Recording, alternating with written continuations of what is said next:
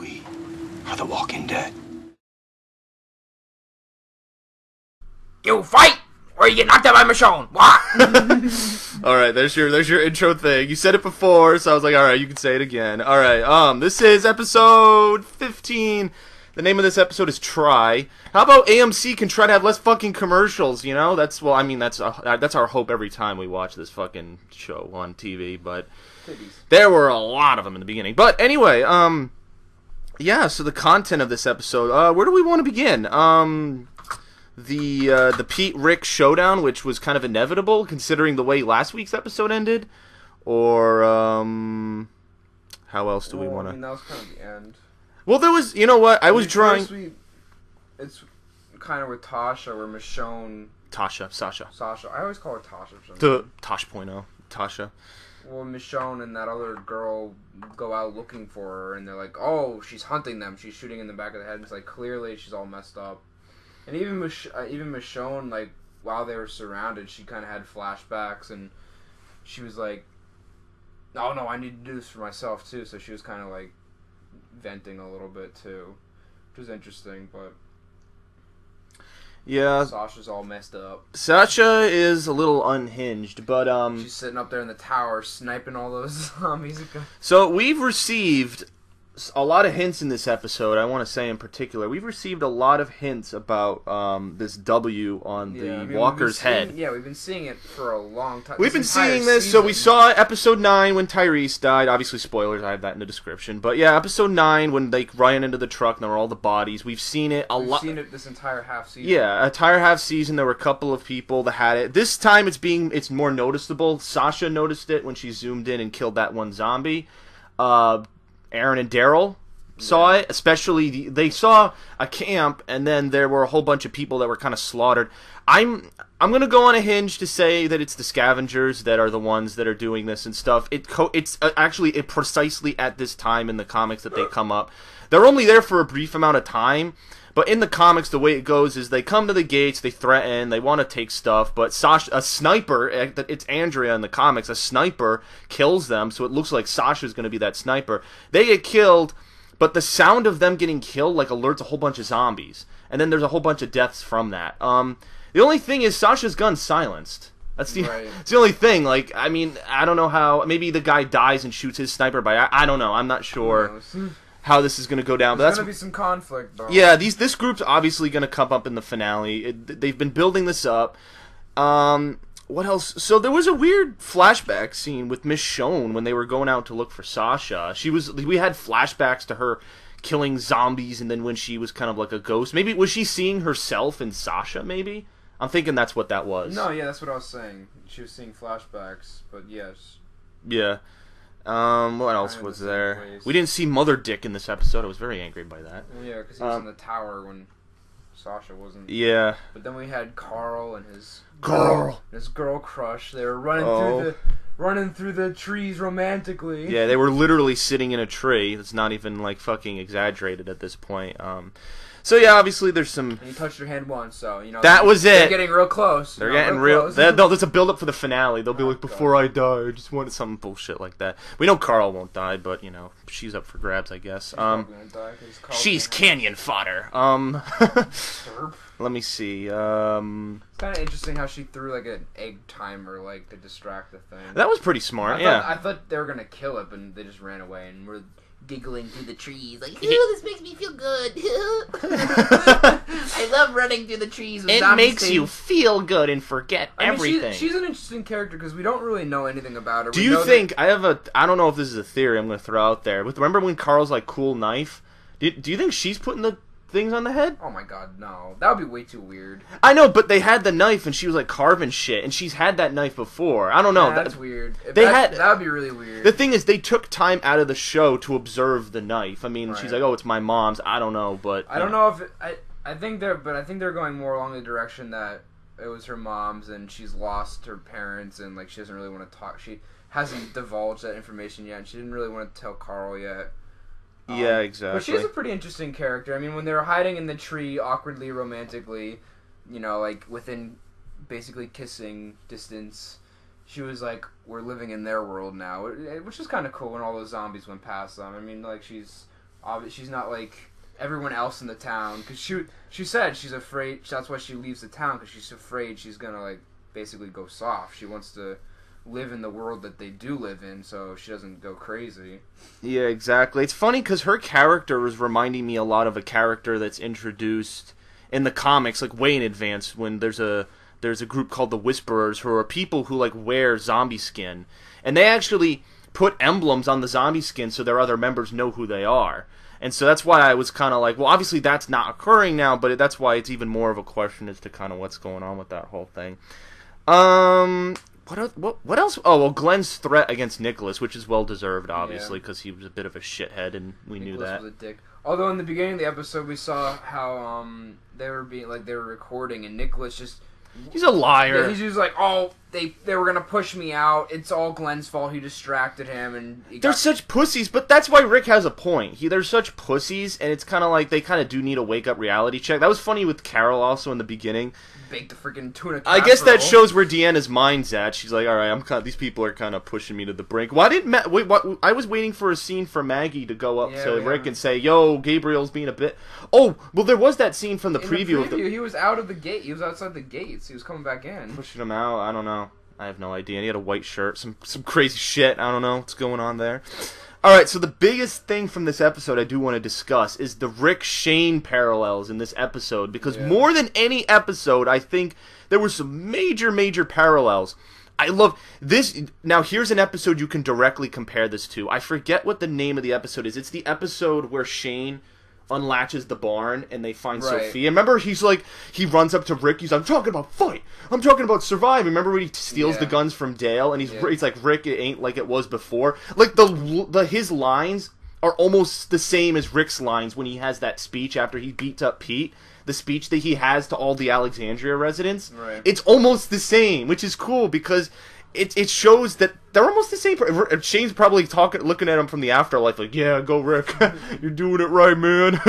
But Laurie's not there, man. But yeah, but it's such a parallel because if Rick was this way back then, Shane would still be alive.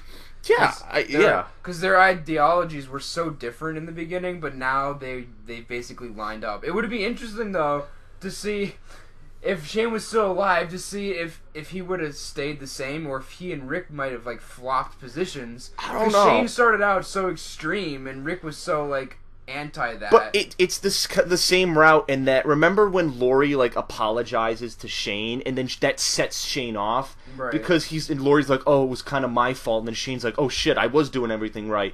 Then he goes with his crazy plan of breaking that kid's neck, and then he tries to kill Rick. This is almost the same. Like Rick goes back to Jesse after they just had a conversation. The first time he asked her, she completely like rejected it, and she was kind of in denial, and like she ran back into the house, and then you can see him, like, the dramatic music starts playing, and, like, he's, like, looking around the neighborhood and shit, and, like, you can see, like, he's thinking, like, all these thoughts are going through his head, and then he goes back in the house, and eventually, and then she does say, yes. That is another good scene, about where he looks around, it's kind of like that it's not like it was before, and there's another line where Jesse asks, would you do this? If it wasn't for me, would you do this for anyone else? And there was a moment of silence, and I was like, what's he going to say? And he says, no. I'm like, oh my God, because remember Shane's like, only Laurie and Carl, that's all I care about.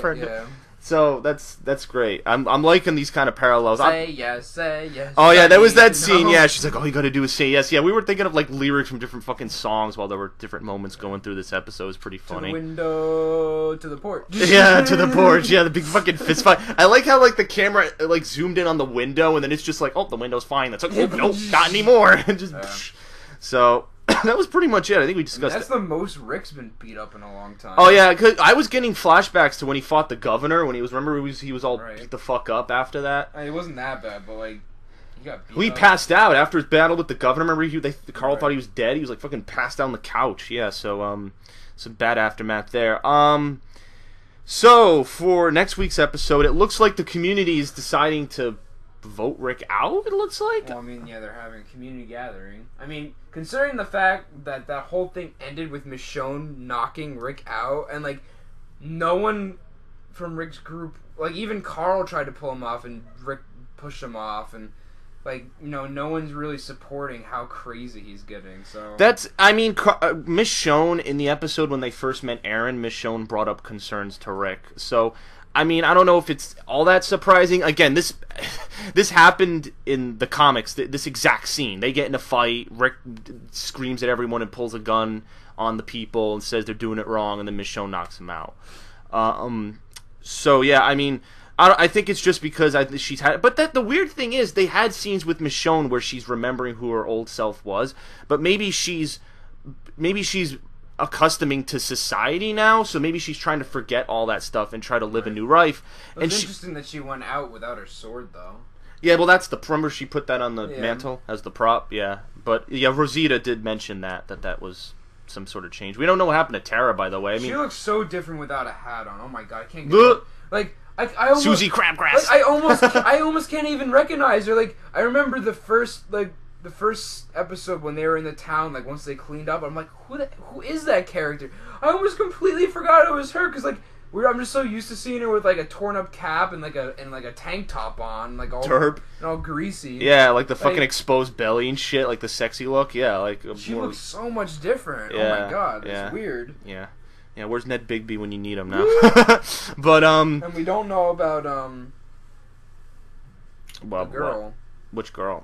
Tara? Yeah, I just mentioned that. Yeah, well, Rosita mentioned to Michonne that she's stabilizing. Right. But now that Pete's beat the fuck up, who's gonna... Their town surgeon. And besides, Tara's with Rick's group, so maybe they're like, oh, we don't want to... Because look, in the previews, they're having a meeting. I don't know if they're going to kick Rick out or everyone. I don't know what's going to go on. Well, they're probably going to decide that they don't want him as sheriff anymore.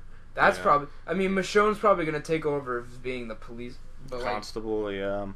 I don't know. It's going to go...